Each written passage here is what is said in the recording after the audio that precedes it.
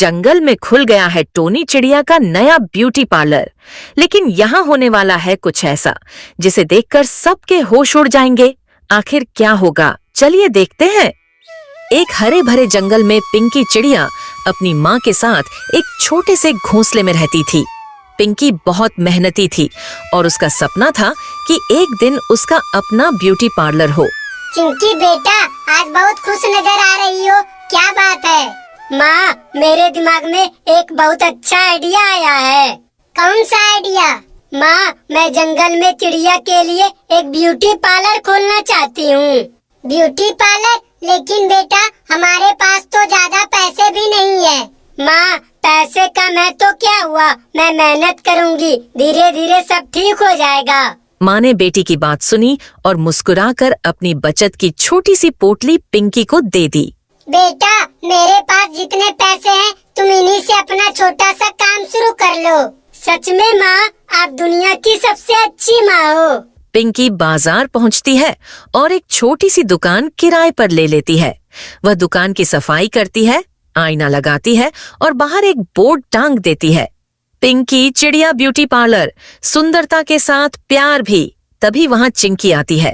अरे पिंकी, तुमने सच में ब्यूटी पार्लर खोल लिया? हाँ चिंकी, आज से हमारा पार्लर शुरू। तो फिर पहली ग्राहक मैं ही बनूंगी।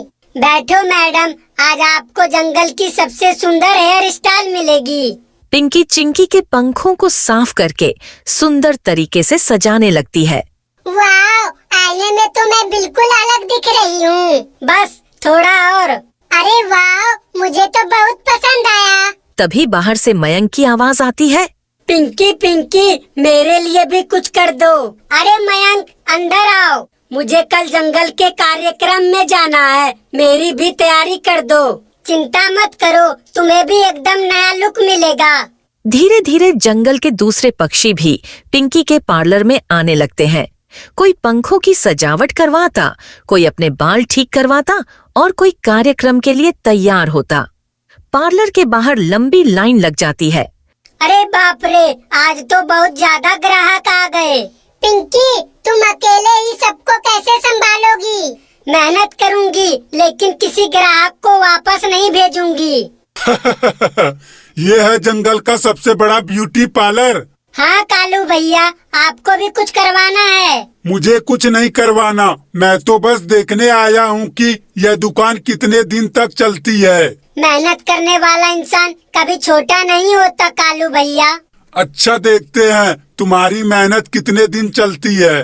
कालू वहाँ से चला जाता है, लेकिन उसके चेहरे पर एक अजीब सी मुस्कान थी। अगली सुबह पिंकी जब अपना पार्लर खोलने पहुँचती है तो वह देखकर हैरान रह जाती है। सारा सामान इधर उधर पड़ा था। अरे, यह सब किसने किया? पिंकी, जल्दी से अंदर देखो, मेरे सारे सामान का क्या हाल कर दिया। पिंकी उदास होकर बैठ जाती है। अब मैं क्या करूँगी? आज इतने सारे ग्राहकों ने आने को कहा था। पिंकी, क्या हुआ? पार्लर का सारा सामान खराब हो गया। तो हम सब मिलकर इसे ठीक करेंगे।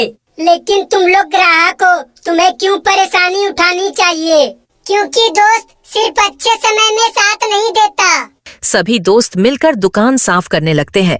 थोड़ी ही देर में पार्लर फिर से पहले जैसा चमकने लगता है। तुम सबने मेरी बहुत बड़ी मदद की, मैं ये एहसान कभी नहीं भूलूंगी। ये लोग इतनी जल्दी हार क्यों नहीं मानते? तभी उसकी नजर उसके पीछे पड़े एक सामान पर जाती है। वह सामान गलती से उसके पंख में फंस जाता है और कालू घबरा जाता है। अरे, ये मेरे साथ क्या हो गया? पिंकी उसे देख लेती है। कालू भैया रुको, मैं आपकी मदद करती हूँ। लेकिन मैंने तो तुम्हारे पार्लर के साथ। जो हुआ भूल जाइए, परेशानी में किसी की मदद करना ज्यादा जरूरी है। पिंकी कालू की परेशानी दूर कर देती है। कालू की आंखें झुक जाती हैं। पिंकी, मुझे माफ कर दो, मैंने तुम्हारे पार्लर को नुकसान पहुंचाना चाहता था। कालू भैया, गलती मान लेना भी बड़ी बात होती है। कुछ ही दिनों में पिंकी का ब्यूटी पार्लर पूरे जंगल में मशहूर हो जाता है। एक दिन जंगल में बड़ा कार्यक्रम होने वाला था। सभी पक्षी पिंकी के पार्लर में तैयार होने पहुंचते हैं। पिंकी, तुम्हारा सपना सच हो गया।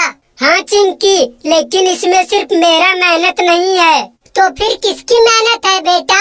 आपकी, मेरे दोस्त की और उन सभी लोगों की जिन्हें मुझ पर भरोसा किया। पिंकी की माँ अपनी बेटी को गले लगा लेती है। तभी कालू कौवा आगे आता है। और मेरी तरफ से भी एक बात, क्या?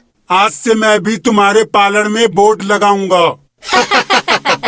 तो बच्चों, इस कहानी से हमें सीख मिलती है कि मेहनत, ईमानदारी और दूसरों की मदद करने वाला इंसान हमेशा आगे बढ़ता है।